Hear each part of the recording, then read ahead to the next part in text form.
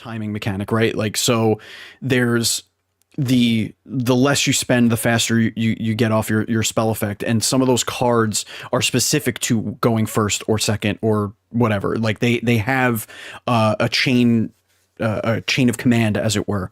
And there's nothing worse than putting all your eggs in a basket and then that player having that dinky little counter spell come out. And then you're like, what? Dang it. And you just whittle away and whittle away.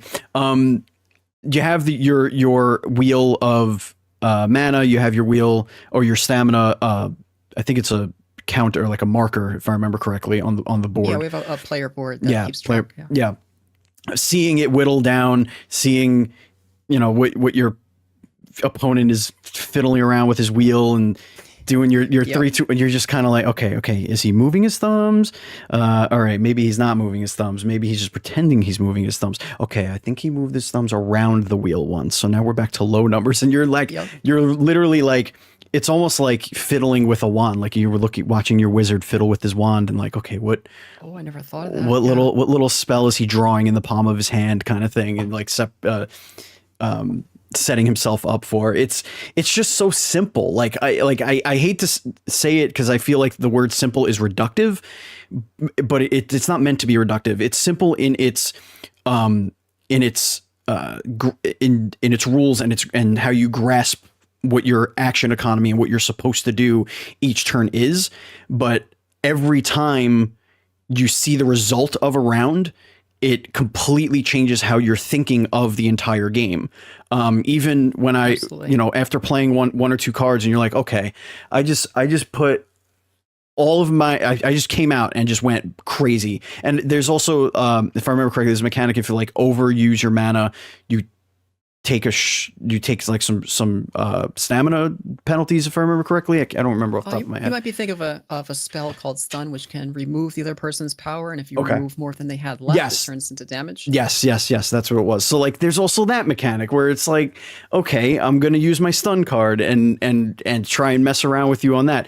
There's also, if I remember correctly, there are cards that are more powerful if you have lower stamina, right? Like there's one of those as well. Absolutely right. With that in mind, do you have like wizard archetypes in mind of like, okay, this is the witch type of archetype that like is sacrificing their essence to cast more powerful spells or something like that? Like, yeah, absolutely. Yep. So, part of the game is also building your spell book, those 7 cards that start in your hands. And when you sat down for PAX East, we had pre-made decks with little characters on the back, so that people could look, at a character, kind of get a feel for, okay, this is the Dark Lord. It must be like a lot of evil spells. So we built them so that people could sit down and have a good time without doing the deck building part.